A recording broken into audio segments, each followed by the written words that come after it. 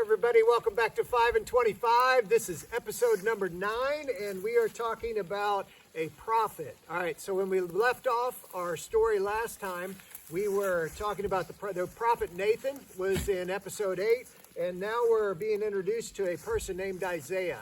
Now, he says, he writes a lot of prophetic things. A prophet is somebody who spoke on behalf of God and at times predicts the future. Now, what we're going to see in these passages here is Isaiah is going to predict the future. Now, one of them, Isaiah 53, talks about a person that's going to come that is going to be, there's a line in there, it says like a lamb led to slaughter, or like a sheep goes before its shearers.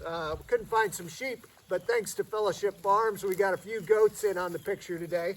But this person, if you follow that prophecy, he is going to be a sacrifice for sin.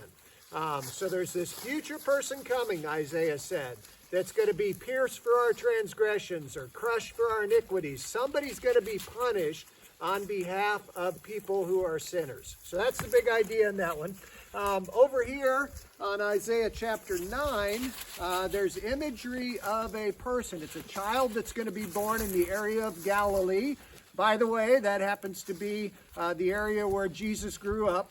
And this child is going to free the oppressors. They say something about a warrior's boots being burned. Things that you need for battle you won't need anymore. There'll be peace.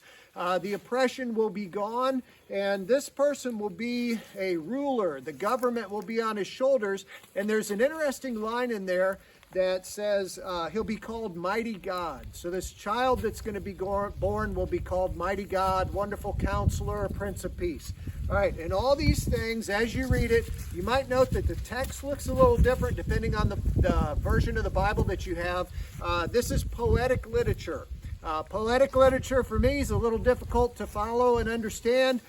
They use imagery and they just don't come straight out and say it like they do in a story sometime. So don't get lost in that. Look in Isaiah 9, something good's going to happen. It's going to be based around this future child. And did you note in Isaiah 9 that he's going to sit on David's throne? And that's what we were talking about back in episode 8. And in Isaiah 53, a person's going to come who's going to be a sacrifice to sin. Now, we'll learn more about this later, but Jesus is going to come twice. First, he's going to come as a sacrifice of sin. Second, he's going to come as the king, and that's the future advent or the future coming of Jesus that we are waiting for. All right. Now, all this looks at risk as we head into episode 10 because things aren't going to be going so good for the Israelite people. So I'll see you in the next episode. God bless.